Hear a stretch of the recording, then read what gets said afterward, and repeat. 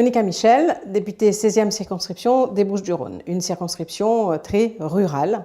Et il nous a semblé extrêmement important d'organiser cette rencontre avec justement tous les acteurs de toutes ces filières qui sont assez imbriquées. Et ça a été l'occasion d'entendre les problématiques que pouvaient rencontrer nos producteurs. Et ce qu'il en est ressorti, c'est que très clairement, il y a des attentes, bien entendu. Si on parle de la riziculture, par exemple, aujourd'hui, nous sommes concurrencés par des États voisins qui ont la possibilité d'utiliser des produits phytosanitaires de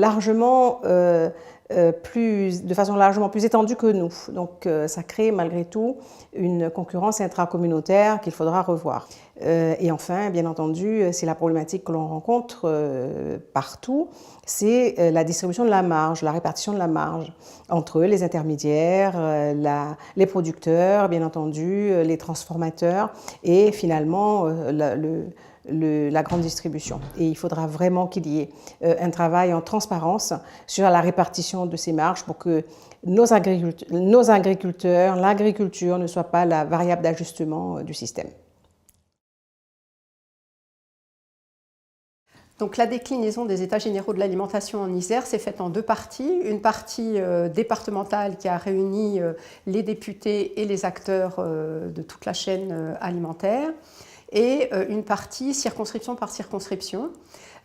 Pour parler de la 7e circonscription de l'Isère, on a fait un cirque autour et entre 1000 exemples, je voudrais vous en citer un, qui est quelqu'un qui est à l'origine traiteur, qui fait de la restauration collective en direction des écoles et qui ne se fournit que auprès des producteurs locaux. C'est sa façon de faire et il n'en démordra pas, à un tel point qu'il a embauché des animatrices pour aller dans les écoles, pour expliquer aux enfants et pourquoi pas aux parents et aux instituteurs d'où provenaient ces produits, à un tel point que des parents font la démarche d'aller à la ferme le samedi ou le dimanche pour acheter ces mêmes produits que leurs enfants ont mangés à la cantine.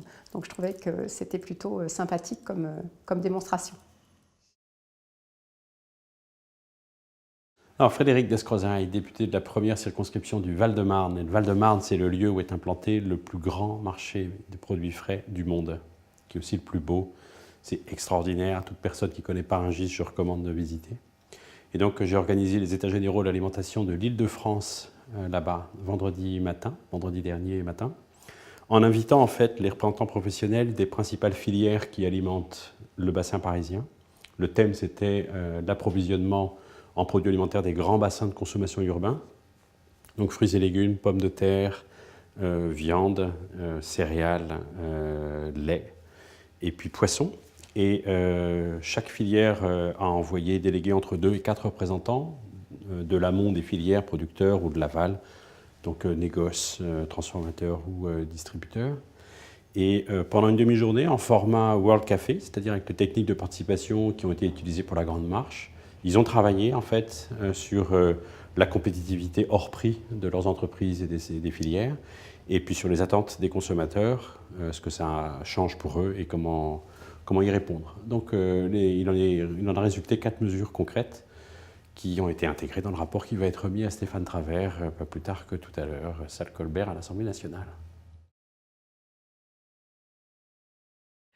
Barbara Bessot-Ballot, je viens du département de la Haute-Saône et lorsque les EGA au niveau national ont été lancés par le ministère de l'Agriculture, il nous semblait tout à fait primordial de pouvoir les faire sur notre territoire en Haute-Saône puisque presque 50% des terres sont agricoles et ça représente 250 000 hectares.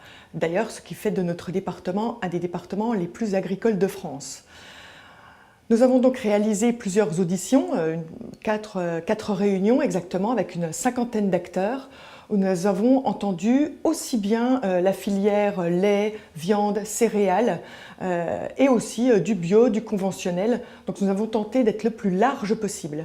Et ce qui leur ressort de très positif par rapport au rapport que nous allons remettre aussi bien à notre groupe agriculture qu'au ministère de l'Agriculture, c'est quelques acteurs locaux, en bio, qui ont su se rassembler pour pouvoir proposer en vente directe leurs produits avec une bonne plus-value, en tout cas une plus-value assez importante pour qu'eux puissent être satisfaits de leurs revenus et que le consommateur soit satisfait effectivement de ce qu'il pouvait ramener dans son panier du consommateur.